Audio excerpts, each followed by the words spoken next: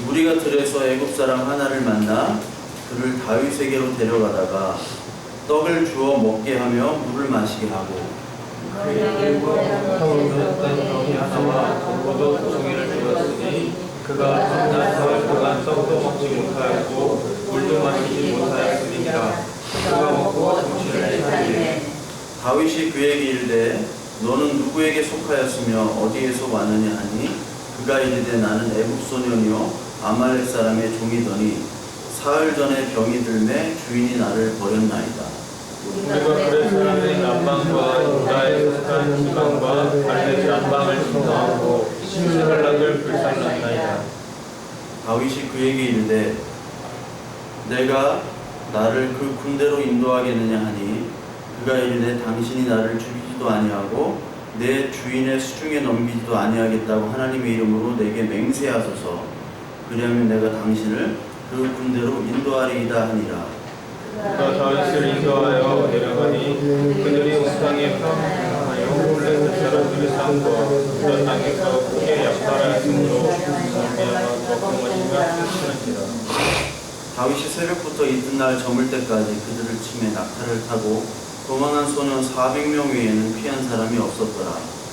다윗이 아말렉 사람들이 뺏어갔던 것들을 그의 면을 구하나이고 그들이 약탈하였던 것 곧 무리의 자녀들이나 빼앗겼던 것은 크고 작은 것을 막론하고 아무것도 잃은 것이 없이 모두 다윗이 도로 찾아왔고 다윗이 여호와의 수세를 계속 찾았더니 그가 그 가축들을 앞에 몰고 가며 이때 그는 다윗의 전의 중이라 할 거라.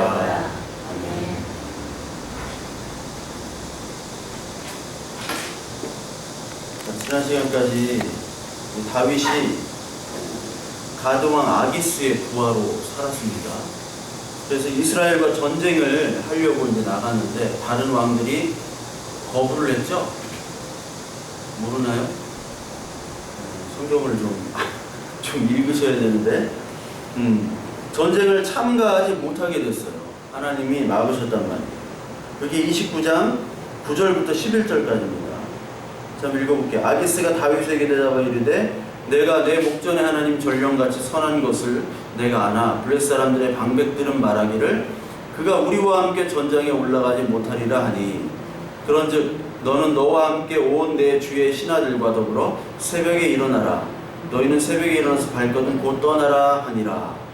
이에 다윗이 자기 사람들과 더불어 아침에 일찍 일어나서 떠나 블레셋 사람들의 땅으로 돌아가고 블레셋 사람들은 이스라엘로 돌아가니라. 이제 돌아갔다는 거예요. 전쟁을 하지 못하고 하나님의 은혜로 자기 동족을 치지를 못하고 하나님이 막으신 것이죠. 그래서 돌아가서 이스라엘 그 시글락으로 이제 사흘 만에 도착을 합니다. 그런데 어떤 일이 벌어졌냐면 아말렉 사람들이 시글락을 쳐서 자기들의 처자식들, 자기 가족들을 다 잡아가는 사건이죠. 30절 3절에 보면 다윗과 그의 사람들이 성읍에 이르러 본즉 성읍이 불탔고 자기들의 아내와 자녀들이 사로잡혔는지라. 다 사로잡혀 갔다는 거예요. 그렇게 되니까 다윗과 그와 함께한 백성이 울 기력이 없도록 소리 높여 울었더라. 처자식이 전쟁터에서 이제 와 보니까 처자식들이 있을 줄 알았는데 다 잡혀갔어요. 아말렉들. 그래서 이제 다 울게 됐죠. 울게 되고 5절에 보니까 다윗의 두 아내 아이노엠과 아비가일도 사로잡혀 갔더라. 두 아내가 있었어요. 벌써 능력도 있죠. 그런데 백성들이 어떻게 하느냐, 자녀 때문에 슬피 울어서 다윗을 어떻게 하려고 합니까? 돌로 쳐서 죽이려고 했다는 거예요. 돌로 쳐서. 처자식이 잡혀가니까 보이는 게 없잖아요. 모세도 마찬가지로 백성들을 하나님이 구원해냈는데 그 백성들이 모세를 어떻게 하려고 해요? 쳐서 죽이려고 하잖아요. 그렇죠? 다윗도 그렇고 모세도 그렇고 하나님의 사자들을 이 백성들은 죽이려고 합니다. 누가 죽이려고 해요? 하나님이 택한 이스라엘 백성들, 구약 교회가 하나님의 자녀, 그 자녀라고 택함받은 그 사람들이 다윗과 모세를 죽이려고 합니다.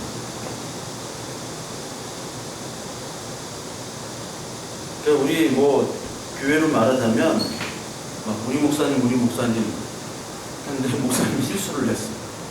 교인들이 이제 우리 목사님에서 내쫓는 거죠. 그러니까 이 인간의 어떤 본성, 죄악들이 여기에 나오는 거예요. 그때 다윗이 하나님께 물었죠.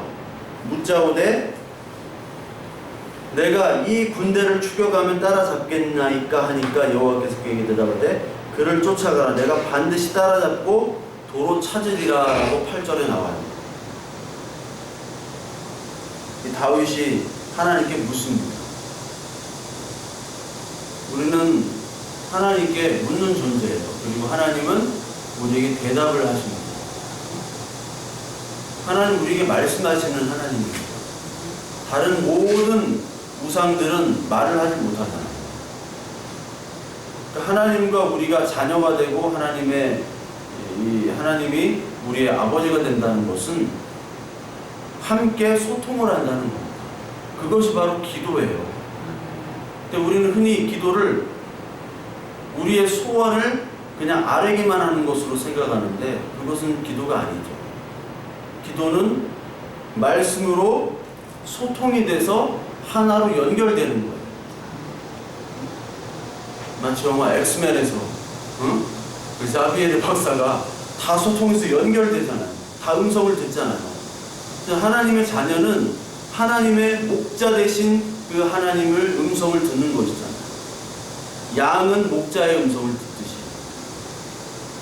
그 뜻을 묻는 거예요. 그러니까 우리는 기도라는 게 하나님 뜻이 뭡니까? 라고 묻는 것이지 내 뜻을 하나님에 관철시키는 존재가 아니에요. 우리는 그럴 수도 없고 하나님은 그 기도 응답을 하나님께서만 하시는 거지 우리가 떼쓴다고 하나님 응답하는 것이 아닙니다. 그래서 뭐 10,000시간을 채우면 하나님이 응답하시고 뭐 20,000시간을 채우면 하나님이 더 응답하시고 그런 게 아니죠. 그 자기가 하나님이죠. 그래서 하나님의 뜻은 물었더니 반드시 네가 따라잡고 도로 찾는다고 얘기를 하죠. 다윗이 누구의 예표입니까? 예수 그리스도의 예표잖아요. 그러니까 다윗이 물으니까 반드시 도로 찾겠다고 하나님이 응답을 하세요. 그러니까 가라 얘기하시거든요. 그러니까 하나님의 결론은 늘 하나님의 뜻이 성취되는 거예요. 도로 찾다고 다윗에게 말씀을 하시기죠. 너는 도로 찾을 것이다. 누구를 도로 찾냐? 너의 흑솔들, 너의 가족들을 다시 찾을 것이다 라고 얘기를 해요. 요한복음 6장 37절부터 40절에 보면요 하나님의 뜻이 나옵니다. 6장 37절부터 40절에 보면요 아버지께서 내게 주시는 자는 다 내게로 올 것이요 내게 오는 자는 내가 결코 내쫓지 아니하리라. 내가 하늘에서 내려온 것은 내 뜻을 행하려 함이 아니요 나를 보내신 이의 뜻을 행하려 함이니라. 나를 보내신 이의 뜻은 내게 주신 자 중에 내가 하나도 잃어버리지 아니하고 마지막 날에 다시 살리는 이것이니라. 아버지의 뜻은 아들을 보고 믿는 자마다 영생을 얻는 이것이니 마지막 날에 내가 이를 다시 살리라 하시니라. 하나님의 뜻이 누구예요? 뭐예요? 하나님의 뜻은 내게 주신 자 중에 내가 하나도 잃어버리지 않고 다 다시 살리는 거죠. 다윗이 하나님의 뜻을 행하는 자잖아요. 다윗이 도로 다 찾죠. 하나님의 자녀들을 다시 찾는 장면이 바로 이 장면이에요. 이 아말렉으로부터 빼앗긴 하나님의 자녀들을 다시 찾는 겁니다. 그것이 하나님의 뜻이에요. 그러니까 우리의 간구를 통해서 하나님이 일하시지만 우리의 간구 때문에 일하시는 것이 아니라 우리의 간구, 우리의 기도는 하나님의 뜻, 내 뜻이 아니라 하나님의 뜻이 이루어지는 겁니다 라고 하는 것이 바로 우리의 진정한 기도죠. 근데 그러한 진정한 기도는 우리의 뜻이 다 꺾이지 않으면 그런 진정한 기도는 절대로 나올 수 없습니다. 그래서 예수님께서는 겟세마네에서 뭐라고 얘기하세요? 이 고난의 잔을 걷어주세요. 그런데 내 뜻대로 마시고 주 뜻대로 하옵소서. 하나님의 뜻이 이루어지는 것이 바로 내가 죽고 그래야지만이 이 하나님이 보내신 뜻, 즉 나가 택한 모든 사람을 다 영생으로 인도하는 그 뜻을 이루어지는 것입니다. 그러니까 내 뜻이 굽혀지지 않기 때문에 하나님은 계속해서 내 뜻을 굽혀 나가십니다. 이게 바로 하나님의 뜻이에요. 그때 진정한 기도가 나와요. 그러니까 우리의 기도들은 다 누구를 위한 기도냐? 자신을 위한 기도예요. 그럴 수밖에 없어요. 우리가 어떻게 기도합니까? 다 자신을 위한 기도를 하거든요. 온전하게 하나님 뜻으로 하나님 마음에 맞는 기도를 할 수 있는 분은 예수 그리스도밖에 없어요. 자신이 죽어야 됩니다. 하나님은 죽음의 길로 우리를 계속해서 인도해 주세요. 그것으로 말미암아 우리들이 진정한 기도를 할 수 있도록 하나님이 인도해 주십니다. 그래서 하나님의 뜻은 뭘로 인도가 되느냐?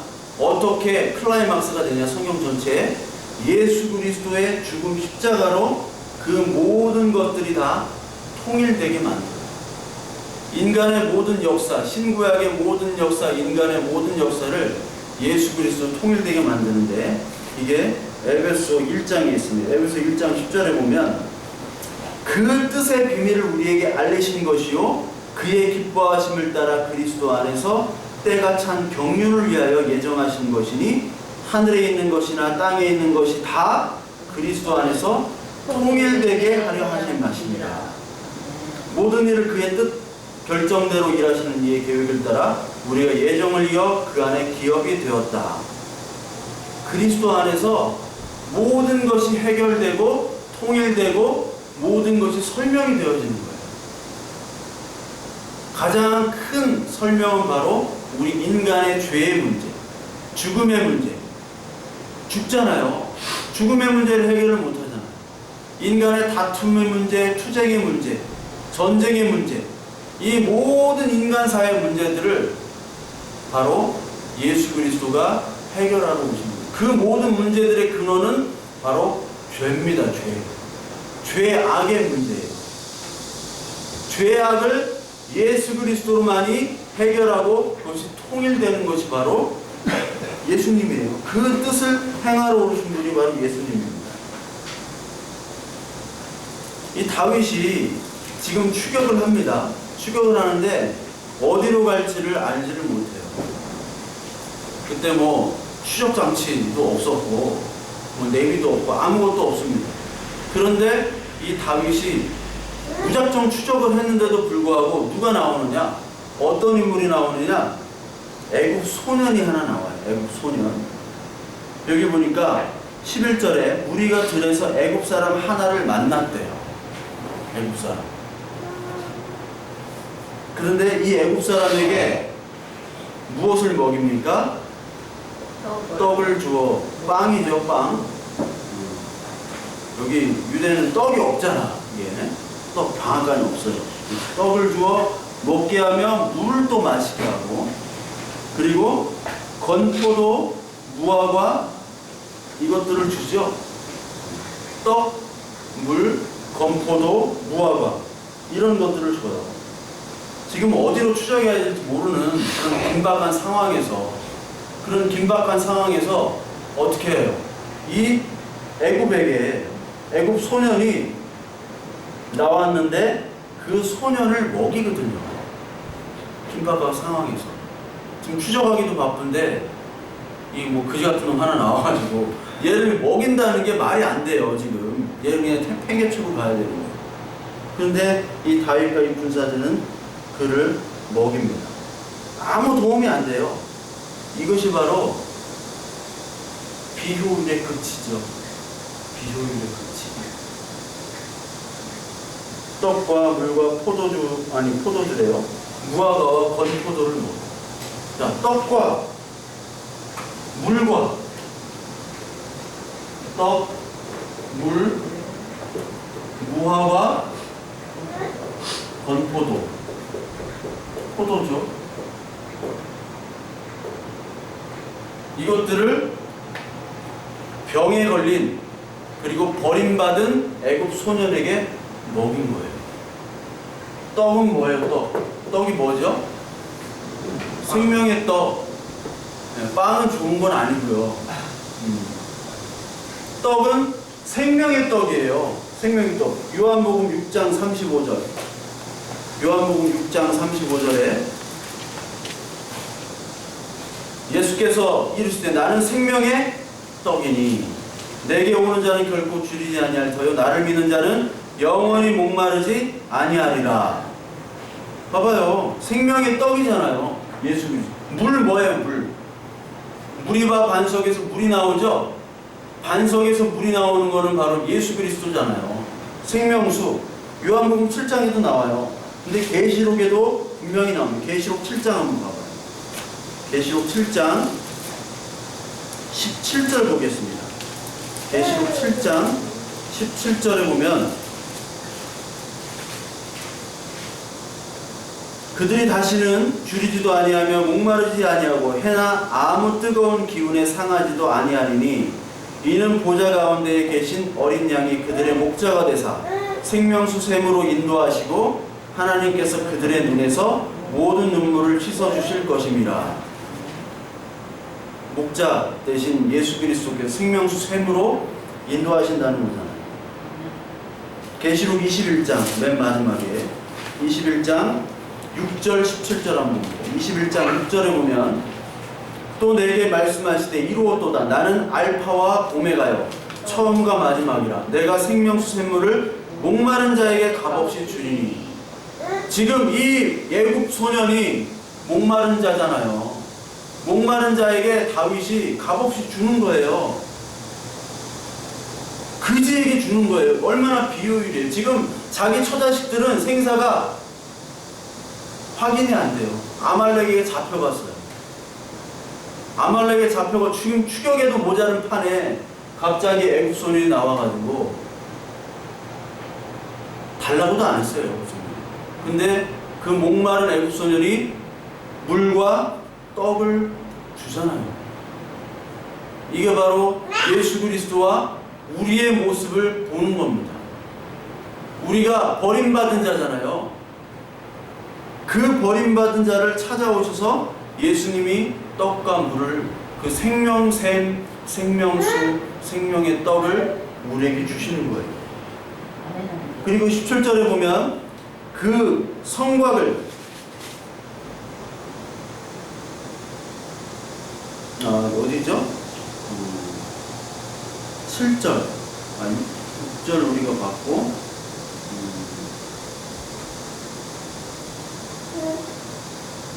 원하는 자 값없이 생명수를 받으라라는 말이 또 있는데 제가 22장 17절 맨 마지막에 성령과 신부가 말씀하시기를 오라 하시는도다. 듣는 자도 오라 할 것이요 목마른 자도 올 것이요 또 원하는 자는 값없이 생명수를 받으라. 예수 그리스도가 바로 생명수 되시는 거예요. 그 생명수 되시는 그 예수님을 지금 다윗은 보여주고 있는 거죠. 그 다윗이 떡과 물과 무화과 건포도, 무화과와 포도는 어디에 나오는 그 과일이냐면 가나안 민수기 13장에 가나안 정탐이 있죠. 정탐할 때 가나안이 과연 어떤 땅이냐 할 때 젖과 꿀이 흐른다고 해가지고 거기 과일들을 가지고 와요. 그때 석류 그리고 무화과 건포도를 가지고 오거든요. 정탐으로. 무화과와 포도, 이 무화과와 포도는 바로 가나안의 상징이고 가나안은 하나님 나라의 상징이잖아요. 하나님 나라의 열매를 상징하는 거예요. 무화과, 그리고 포도. 요한복음 15장에 어떤 나무가 나와요? 포도나무 나오죠? 포도나무와 가지의 비유가 나오잖아요. 하나님은 포도나무, 우리는 가지잖아요. 그 비유를 하시는 거예요. 그러니까 떡과 물과 무화과, 포도는 다 예수 그리스도와 하나님의 나라를 상징하는 겁니다. 그거를 내가 너에게 값없이 주는 거잖아요. 지금 이 애굽 소년에게. 이 애굽 소년은 왜 버림을 받았냐면 13절에 나는 애굽 소년이여 아말렉 사람의 종이더니 사흘 전에 병이 들매 주인 나를 버렸나이다. 원래 애굽인데 아말렉 사람들이 쳐들어가지고 포로가 됐나 봐요. 종이었는데 사흘 전에 병이 들어서 주인이 버렸어요. 그러니까 여러분들 병이 들면 안 돼요. 응? 아픈 거는 버림받아요. 아프면. 세상은 버리잖아요. 그렇죠? 상품성이 없고 효율성이 없으면 버립니다. 이 세상은 다 상품성으로 가득 차 있어요.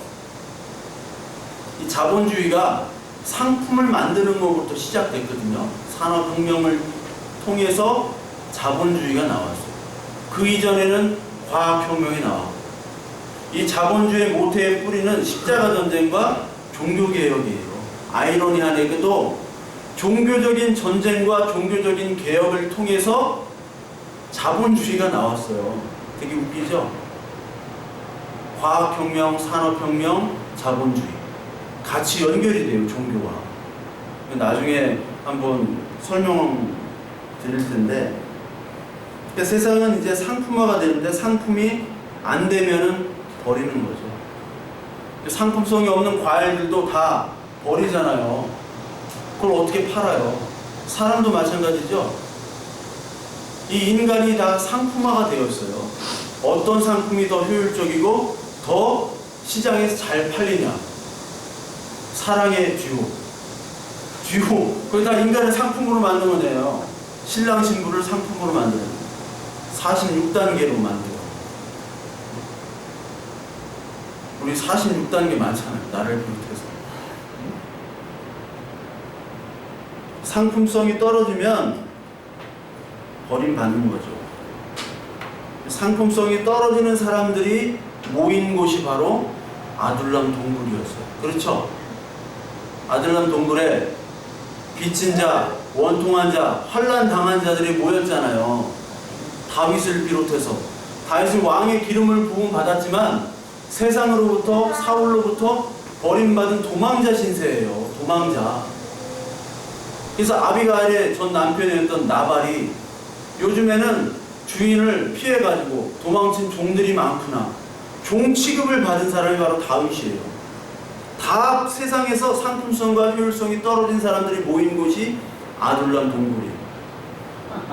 그런데 이 아둘람 동굴 사람들이 또 버림받은 상품성이 전혀 없는 다윗 소년을 먹여 살리죠. 떡과 물과 포도와 무화과를 주잖아요. 값없이 주잖아요. 예수 그리스도께서 사실은 많은 기적들, 이적들을 행했지만 예수님은 이 세상에 버림받은 자입니다.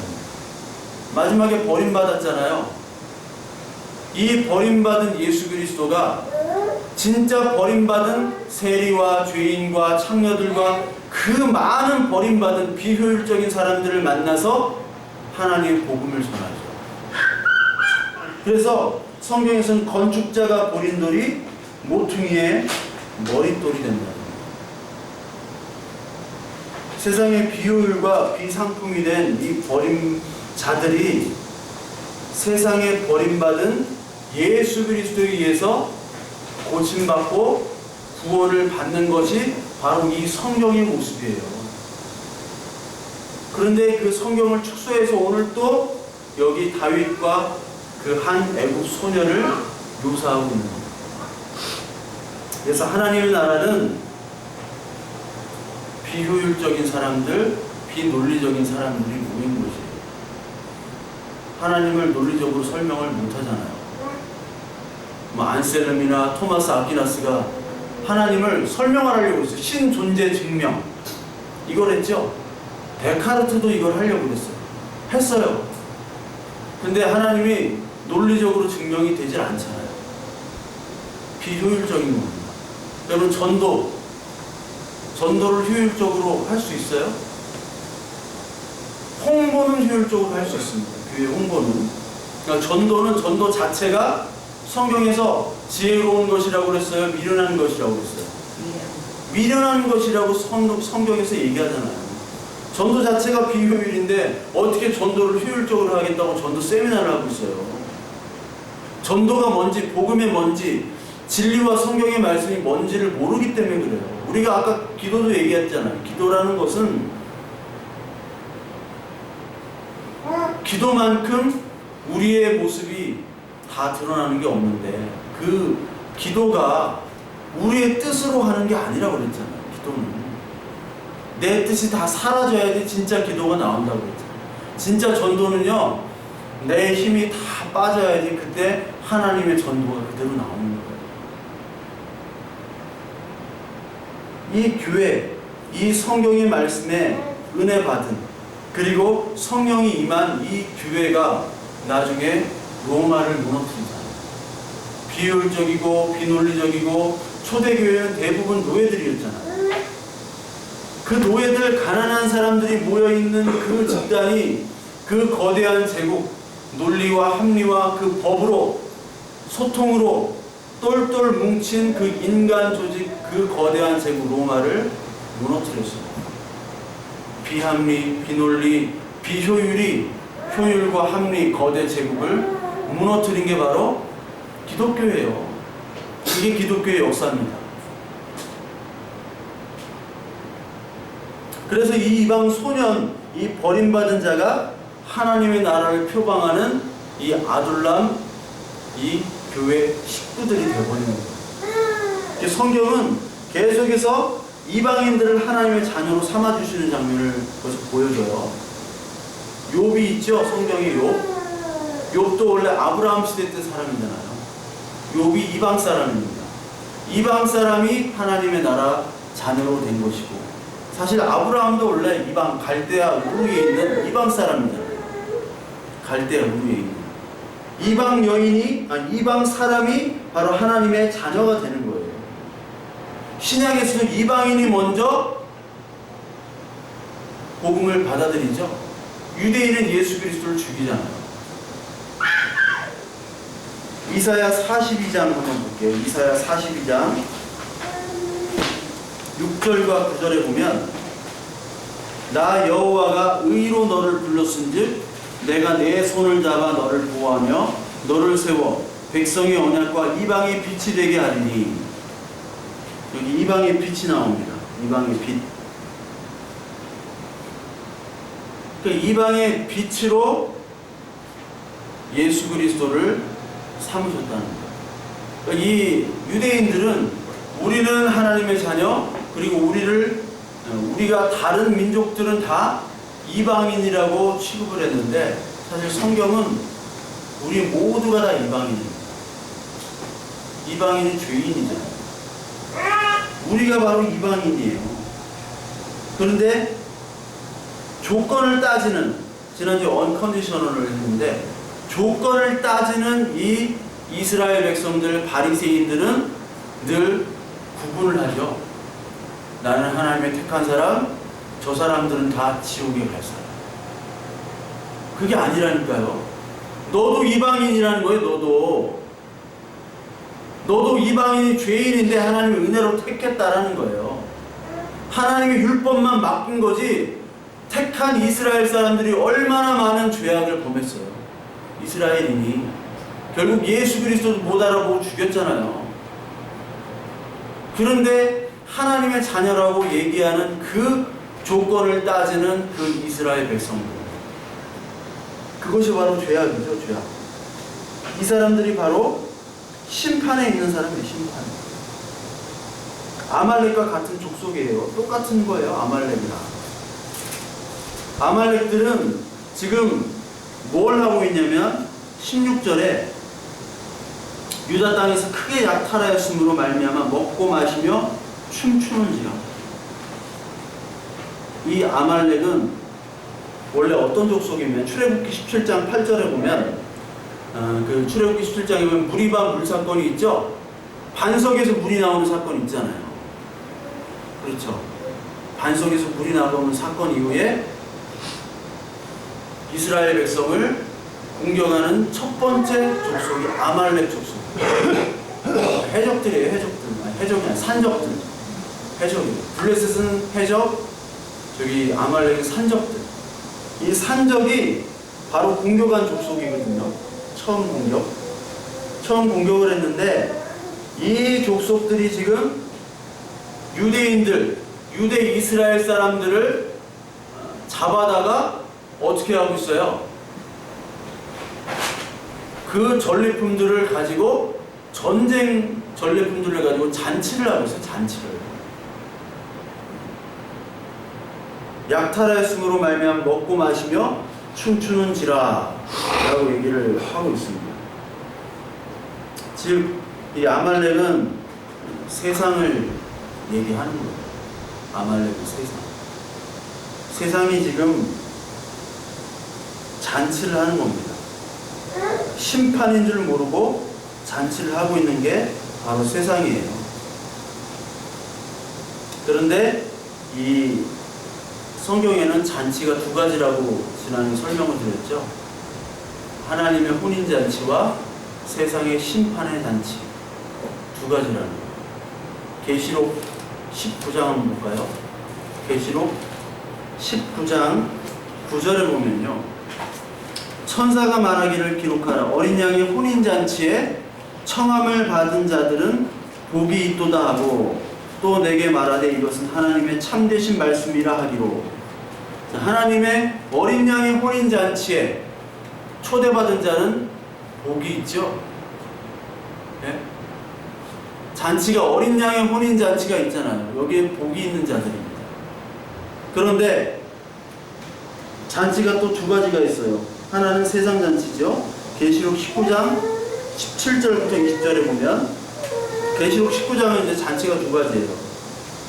내가 보니 한 천사가 태양 안에서 공중에 나는 모든 새를 향하여 큰 음성으로 외쳐 이르되 와서 하나님의 큰 잔치에 모여. 여기도 하나님의 큰 잔치를 베풀었어요. 근데 왕들의 살과 장군들의 살과 장사들의 살과 말들과 그것을 탄 자들의 살과 자유인들이나 종들이나 작은 자나 큰 자나 모든 자의 살을 먹으라 하더라. 이 세상의 왕과 장군들, 장사하는 자들, 말을 탄 권위 있는 자들, 그리고 자기 스스로 살겠다고 한 자유인들, 이 자들의 살을 먹는 피잔치를 벌이는 거예요. 전쟁을 벌이는 거예요. 이 두 가지 잔치가 있어요. 그래서 다니엘서 5장에 벨사살 왕 기억하죠?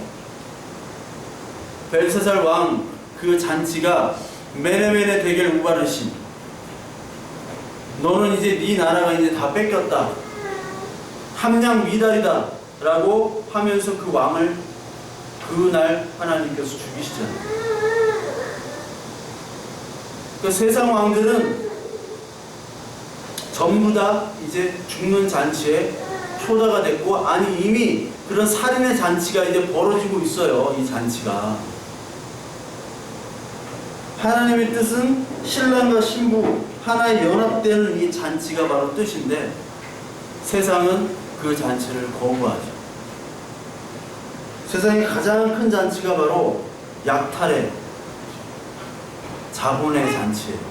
그래서 거대 화폐 자본가들이 있죠. 이 거대 화폐 자본가들은 뭐 외환, 주식, 채권, 파생상품으로 약탈을 해서 거대한 자본을 만드는 잔치들을 하고 있어요. 그게 바로 세상 잔치의 본질이에요. 돈. 그 잔치를 이제 내가 다 멸하겠다, 바벨론을 멸망시키겠다라는 것이 바로 또 요한계시록 18장에 나오는데, 요한계시록 18장 2절에 보면 힘찬 음성으로 외쳐 이르되 무너졌도다 무너졌도다 큰 성 바벨론이여 귀신의 처소와 각종 더러운 영이 모이는 곳과 각종 더럽고 가증한 새들이 모이는 곳이 되었도다. 그 음행의 진노의 포도로 말미암아 만국이 무너졌으며 또 땅의 왕들이 그와 더불어 음행하였으며 땅의 상인들도 그 사치의 세력으로 치부하였다. 여기 사치의 세력이 나오잖아요. 돈잔치. 이 세상으로 말하는 월스트리트 같은데 거기에 돈잔치를 벌이고 있어요. 세상에 나쁜 모든 짓들이 바로 금융과 돈으로 몰리는 거예요. 여러분들이 내는 세금, 국민연금 있잖아요. 600조가 넘잖아요. 600조. 그 600조를 어디 가 있는지 모르잖아요. 그렇죠? 어디 가 있는지 몰라요. 어떻게 투자를 하고 어떻게 손실을 입고 어떻게 이익을 얻고 600조면 관리가 됩니까? 우리 전문가 관리가 돼요? 600조면? 관리가 안 돼요. 그게 월스트리트. 아이고. 그러니까 뭐 파생상품, 외환 주식, 채권 막 투자를 해가지고 손실 보고 해도 결국 세금으로 메꾸고 이게 악한 행위잖아요. 우리는 몰라. 그냥 내라니까 내는 거예요. 몰라요. 근데 그게 돈의 피잔치에 지금 쓰이고 있어요. 이 돈이라는 게. 그래서 여기 18장에 그 돈에 대해서 그대로 나옵니다. 내가 들리는 하늘로부터 다른 음성이 나서 이르되 내 백성아 거기서 나와 나 그 죄에 참여하지 말고 그가 받을 재앙들을 받지 말라. 내 백성들은 나오라는 거예요. 거기에 참여하지 말라. 7절 그가 얼마나 자기를 영화롭게 하였으며 사치하였거든 그만큼 고통과 애통함으로 갚아주라. 그렇죠? 갚아줄 거예요. 하나님께서. 그와 함께 음행하고 사치하던 땅의 왕들이 9절에 그가 불타는 연기를 보고 위하여 울고 가슴을 치며 그의 고통을 무서워하며 멀리 서서 이르되 화이토다 화이토다 큰 성 견고한 성 바벨론이여 한 시간에 내 심판이 이르렀도다. 하나님께서 이러한 돈잔치 그런 욕망의 잔치를 한 시간에 다 무너뜨릴 겁니다. 그래서 이 잔치에 참여하게 되는 사람들은 자기 영혼이 팔리는 거예요. 18장 13절에 보면은 여기에 계피와 향료와 향과 향료와 유황, 포도주, 감람류, 밀가루, 소, 양, 말, 술의 종들과 마지막에 사람의 영혼들이라. 사람의 영혼까지 거래가 되는 겁니다. 이러한 자본의 잠식이 우리의 영혼까지 잠식이 되는 거예요. 자본과 권력들은 우리의 정신을 다 잠식을 해버립니다. 그러니까 교회에서도 자본과 권력이 들어오면은 예수 그리스도가 설 자리가 없어요. 우리의 기도는 진정한 기도는 예수 그리스도의 뜻이 이루어지는 기도가 바로 진정한 기도인데 하나님의 그 뜻이 이 땅에 이루어지라고 주기도문에는 막 기도를 하는데 결국 우리의 기도하는 것은 자본과 권력을 위해 기도하게 되잖아요. 왜 그래요? 우리의 영혼이 빼앗겼기 때문에 그래요. 계시록 18장 14절 바벨론아 내 영혼이 탐하던 과일이 내게서 떠났으며 맛있는 것과 빛나는 것들이 다 없어졌으니 사람들이 결코 이것을 다시 보지 못하리라. 15절 바벨론으로 말미암아 치부한 이 상품의 상인들이 그의 고통을 무서워하여 멀리서 울고 애통하여 이르되 화이토다 화이토다 큰 성이여 세마포 옷과 자주 옷과 붉은 옷을 입고 금과 보석과 진주를 꾸민 것인데 그러한 그가 한 시간에 망했다. 이 계시록 18장에는 상인들이 이 거대 자본을 가진 상인들이 그 바벨론이 망함으로 말미암아 자기가 팔 수 있는 물건들이 이제 무용지물이 된 것에 대해서 슬퍼하는 거죠. 지금의 상품은 지금의 무역거래는 그 상품 거래보다 자본 거래가 훨씬 더 많죠. 수십 배가 더 많아요. 하루 이동되는 전 세계 자본의 거래가 1년간 물건을 만들어서 수출입하는 거래보다 더 많아요. 하루 이동되는 자본의 거래가. 근데 그러한 자본의 힘을 빌려서 세상 왕이 되겠다고 하는 모든 사람들을 하나님께서는 심판하겠다는 거죠. 1시간 만에 다 심판하겠다는 거예요. 그래서 이 교회 안에서의 싸움은 뭐 성경 영적 전쟁이라고 해가지고 바깥에 있는 귀신들이랑 싸우자 해가지고 막 그게 아니라 이 영적 전쟁이라는 것은 바로 뭐냐면 이 우리 안에 있는 우리 마음속에 침투하는 자본과 권력에 대한 그러한 바벨론과의 싸움이에요. 그거를 인식하지 못하고 막 엑소시스트 막 오멘 그런 것처럼 막 밖에서 막 귀신을 잡아다가 막 밖에 있는 영적인 전쟁 막 그런 것들과 싸우는 것은 성경을 잘 이해하지 못합니다. 그것들이 하나님께서는 다 무너뜨린다는 거예요. 무너뜨리게 하신다는 거예요. 이 아말렉들은 그 심판이 임한 줄 모르고 계속해서 지금 잔치를 벌이고 있죠. 이게 세상 왕들의 모습이다. 그런데 이것들을 다 하나님께서 다윗이 그 모든 것들을 다 이제 도로 찼지요. 30장 19절로 한 거예요. 사무엘상 30장 19절. 그들이 약탈하였던 것 곧 무리의 자녀들이나 빼앗겼던 것은 크고 작은 것을 막론하고 아무것도 잃은 것이 없이 모두 다윗이 도로 찾아왔다라고 얘기해요. 모두 다 찾아왔다. 마태복음 12장 29절에 보면 사람이 먼저 강한 자를 결박치 않고서야 어떻게 그 강한 자를 집에 세간을 강탈하겠느냐. 강한 자를 결박한 후에 세간을 늑탈하리라 이런 말이 있어요. 하나님께서 세간을 늑탈하는 것은 바로 그 집의 주인, 그 마귀가 우리들을 잡고 있는 거죠. 그래서 다시 우리들을 다시 구원하고 다시 찾는 모습을 마태복음 12장에서 얘기를 하셨어요. 다윗도 마찬가지입니다. 지금 뺏겼던 것들을 다 도로 찾는 거예요. 뺏겼던 것들.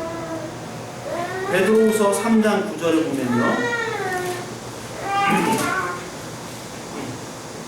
주의 약속은 어떤 이들이 더디다고 생각하는 것 그렇지 더딘 것이 아니라 오직 주께서는 너희를 대하여 오래 참으사 아무도 멸망하지 아니하고 다 회개하기에 이르기를 원하시느니라.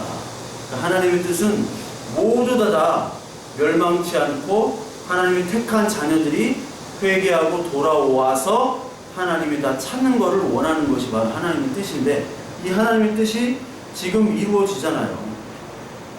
그러니까 이 도로 차쯤에서 우리가 봐야 될 것은 우리가 지금 아말렉의 포로가 되어 있는 상태였다. 그게 죄악의 상태였던 우리들인데 그 죄악의 상태가 되면 죄악의 우리 영혼이 뺏기잖아요. 하나님의 말씀이 지금 들려요 안 들려요? 죄악에 뺏기면 들리지가 않잖아요. 영혼이 다 팔렸는데 바벨론에 그 들리지 않는 우리들을 하나님의 말씀을 들리도록 하나님이 다시 도로 찾아오는 겁니다. 그것이 바로 구원받았다라는 거예요. 그러니까 구원받고 구원 안 받고는 교회 예배 출석하느냐 11조 내냐 기도에 참석하느냐가 아니라 하나님의 음성이 오늘 내 뜻이 되느냐 하나님의 말씀이 내 뜻이 되느냐 내 뜻을 적고 예수님의 겟세마네 기도처럼 주 뜻대로 하옵소서라는 고백이 기도로 나오느냐 그거예요. 그러면 하나님이 우리를 아말렉, 바벨론, 애굽, 소돔과 고모라에서 다시 찾아주신 것이다라고 봅니다. 그러니까 우리가 그 싸움이 계속 안 되니까 오늘 와서도 기도하고 찬양하고 예배를 드리는 거예요. 밖에만 나가면 그냥 우리는 계속해서 영혼이 빼앗긴다니까요. 안 그래요? 빼앗기니까 오늘 아둘람 굴로 들어오게 하시는 굴로 들어오는 거예요. 굴로 다른 게 차단되도록 오직 하나님의 빛 그 빛 한 줄기만 볼 수 있도록 하기 위해서 그게 바로 성경의 내용이에요. 근데 여기서 재미있는 거는요 18절에 30장 18절에 그의 두 아내를 구원하였다는 말이 나와요. 두 아내 다른 거는 다 뭐 집안 세간 살림들 다 뺏어간 거 다 찾아왔어요. 사람들도 다 찾아오고 한 명도 안 죽고 근데 여기 두 아내 다윗의 아내예요. 물론 다윗의 아내 두 아내가 성경에 나와요. 두 아내. 왜 두 아내만 나올까요? 아비가일이 예뻐서 그런가요? 두 아내 이름은 누구예요? 아까 읽었듯이 아히노임과 아비가일. 아히노임, 아비가일. 아비가일이 두 아내를 찾았다고 얘기해요. 두 아내. 자, 성경은 신랑과 신부, 남편과 아내에 대해서 계속 얘기를 하죠. 아담과 하와부터 처음부터 끝까지 얘기를 해요. 끝까지. 신부, 신랑. 자, 신랑은 누구예요? 뭐 다 알겠지만 예수 그리스도의 신랑이잖아요. 신부는 바로 우리 교회를 얘기해요. 아내를 사랑하라. 아내는 남편을 복종하라. 그리고 남편은 아내를 사랑하라. 그게 교회와 예수 그리스도의 관계잖아요. 아내가 그러면 뭐예요? 교회잖아요, 교회. 이 아내가 교회인데, 그럼 아내가 두 아내야. 아내가 둘이에요. 이건 뭘까요? 두 아내를 구원한 거예요, 하나님이. 그 교회를 구원하겠다는 두 아내.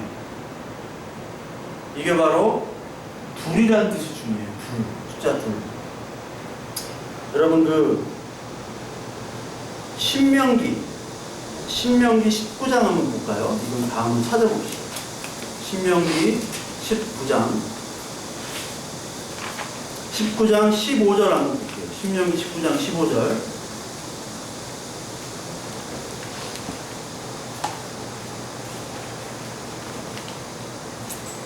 장 15절 같이 읽습니다.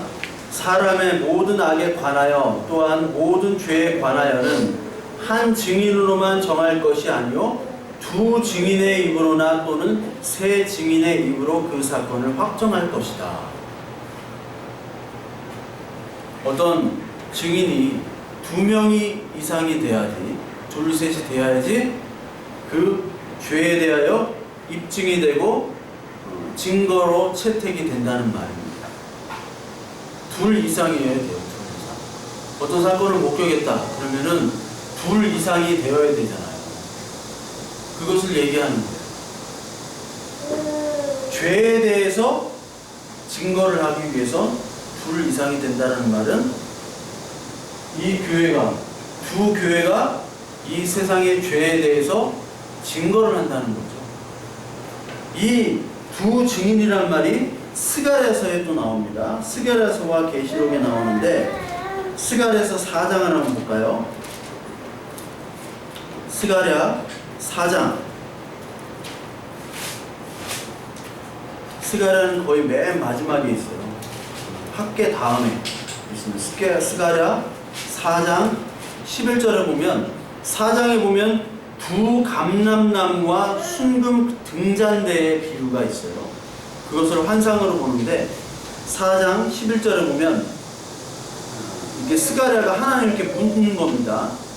내가 그에게 물어 이르되 등잔대 좌우에 두 감람나무는 무슨 뜻이니까 하고 다시 그에게 물어 이르되 금 기름을 흘리는 두관 옆에 있는 이 감람나무 두 가지는 무슨 뜻이니까 하니 그가 내게 대답하여 이르되 내가 이것이 무엇인지 알지 못하느냐 하는지라 내가 대답하되 내 주여 알지 못하나이다 하니 이르되 기름 부음 받은 자 둘이니 온 세상 주 앞에 서 있는 자니라.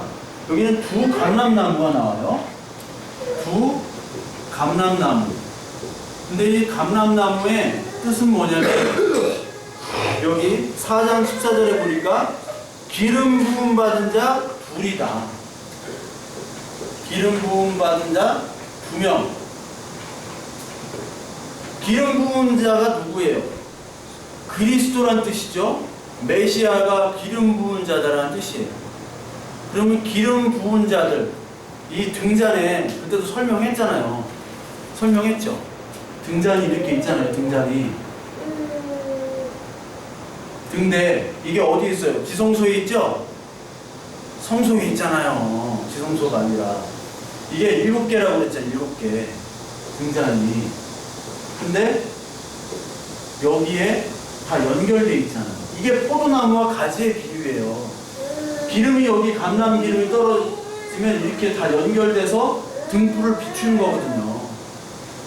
근데 두 감람나무가 기름인데 이 감람나무는 기름 부은 자들 예수 그리스도를 상징하는 거고, 이 예수 그리스도는 곧 우리가 또한 기름 부은 받은 자잖아요. 예수 그리스도와 함께 하나가 된 자들이기 때문에 말씀으로. 그래요, 안 그래요? 우리가 그리스도인이잖아요. 교회예요. 두 증인, 두 감람나무는 즉 바로 교회란 말이에요. 교회.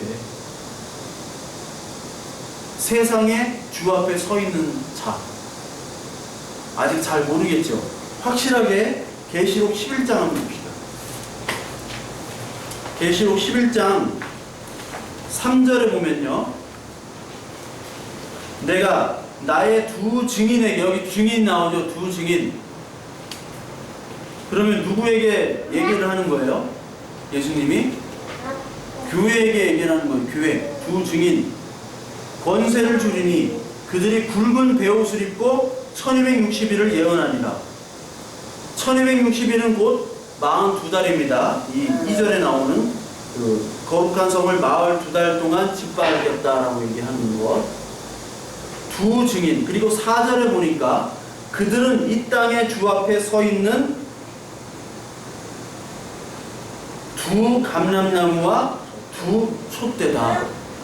그들은 교회고 그들은 두 증인인데 이게 바로 두 감람나무와 두 촛대.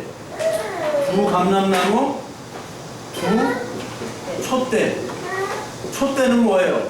촛대는 계시록 1장 20절에 촛대가 바로 교회라고 얘기하죠. 7 촛대가 교회잖아요.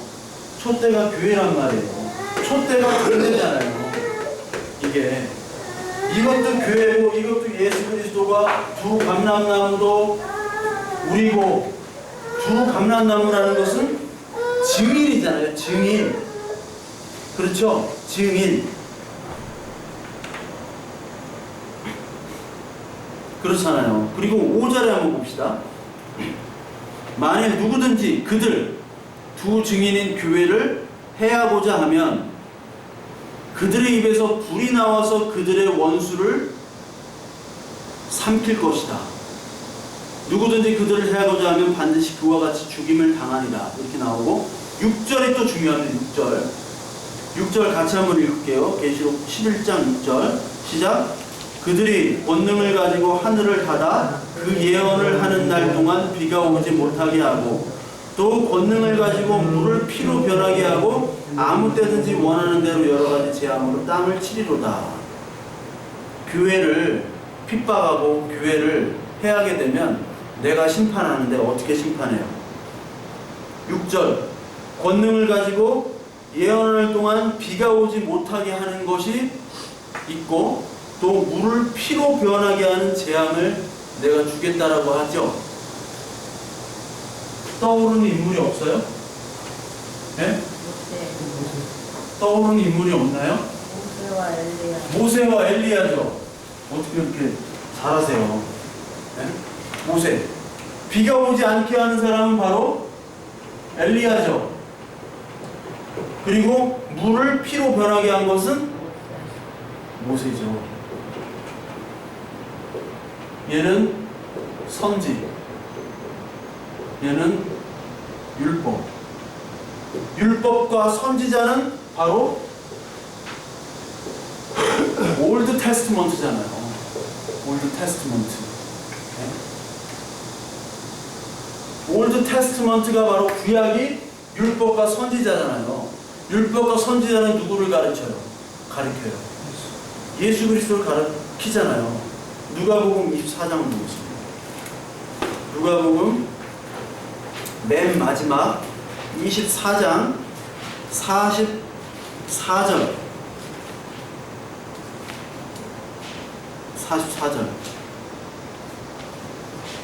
44절부터 48절까지 보면요, 누가복음 24장 44절부터 48절 또 이르시되 내가 너희와 함께 있을 때 너희에게 말한 바 곧 모세의 율법과 선지자의 글과 시편에 나를 가리켜 기록된 모든 것이 이루어져야 하리라 한 말이 이것이라 하시고, 모든 것이 예수 그리스도로 가리키는 거죠. 그것이 이루어져야 돼요. 이에 그들의 마음이 열어 성경을 깨닫게 하시고, 성경이 깨달아야 됩니다. 하나님의 자녀는. 또 이르시되 이같이 그리스도가 고난을 받고 제3일에 죽은 자 가운데서 살아날 것과 또 그의 이름으로 죄사함을 받게 하는 회개가 예루살렘에서 시작하여 모든 족속에게 전파될 것을 기록되었으니 너희는 이 모든 일에 뭐라? 증인이다. 증인이라. 아멘. 48절에 딱 결론을 내잖아요. 증인. 너희는 바로 증인이다.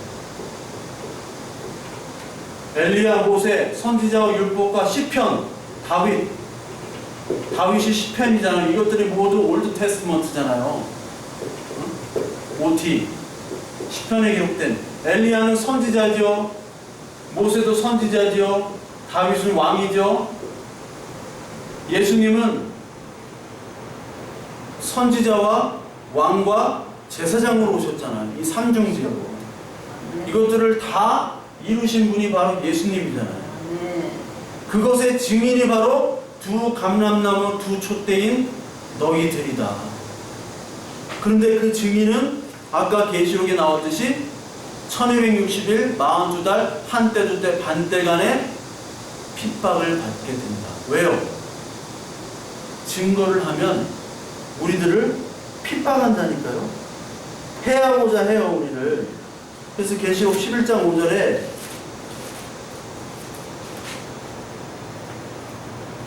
11장 10절에 보니까 11장 10절 이 두 선지자가, 여기도 두 선지자가 나오죠. 두 선지자는 교회죠. 땅에 사는 자들을 괴롭게 하는 거로, 이 땅의 왕들을 괴롭게 해요. 왜? 하나님의 말씀에 증거를 선포하면, 즉 복음을 전도를 하게 되면 사람들이 힘들어합니다. 왜요? 죄인들아 회개하라. 하나님 나라가 가까워왔다. 나보고 죄인이래. 난 감옥에 간 적도 없고, 나는 다른 사람 피해준 적도 없고, 내가 열심히 벌어가지고 내 멋대로 살고, 내 마음대로 재산 불리고, 그러나 남한테 피해를 안 준 나보고 죄인이래 하면 기분 나쁘잖아. 네가 살인자다, 마귀다, 죄인이다 얘기를 하니까, 살인자가 뭐예요? 마태복음 강의 때 하나님의 역사와 하나님의 일을 부인하면 다 살인자예요. 그게 형제를 미워하는 자이기 때문에, 형제 대신 예수 그리스도를 미워하는 자이기 때문에. 이 세상에 착하게 산다고 하는 사람들, 멋있게 산다고 하는 사람 다 살인자예요. 그 사람들이 괴롭게 하기 때문에 그 사람들이 바로 이 두 선지자를 죽이죠. 그리고 그 사람들은 그 죽음으로 말미암아 서로 기뻐한대요. 그러니까 교회를 죽임으로 서로 기뻐하는 거예요, 이 세상은. 우리는 증인이에요, 증인. 다윗이 이 두 여인, 이 두 아내를 끄집어낸 것은 두 증인, 두 교회. 증인은 두 사람 이상해야 되니까 교회를 끄집어낸 거예요. 아말렉 죄로부터. 내 백성아 다 나오라, 그렇게 얘기하시는 거예요. 그러니 사람들이 싫어하죠. 아니, 하나님의 자녀라고 하는 자들조차도 바벨론에 영혼을 파는 사람들은 싫어하죠. 그러니까 전도가 뭐가 전도인지를 모르고 전도하는 거예요. 그냥 막 전도지 돌리고 효율적으로 하자. 언제 복음을 증거하냐? 그러니까 교회 홍보부터 하자. 우리 목사님 전도지마다 왜 목사님 얼굴을 그렇게 사진을 붙여놔? 보통 잘생겼나 보지. 잘생긴 분도 몰라요. 못생겨가지고 막 머리도 다 없고 막 다 붙여놓고 캐리커처 해놓고 막 전도지 뿌리고. 효율적으로 하자고. 주차장 완비, 식사 무료 제공. 그게 홍보죠. 전도는 복음을 전하는 거니까. 복음을 진짜 전하게 되면요, 같은 형제들한테 핍박이 돼요. 예수님이 형제들한테 핍박을 당하고, 모든 선지자를 다 죽였잖아요. 모든 선지자들.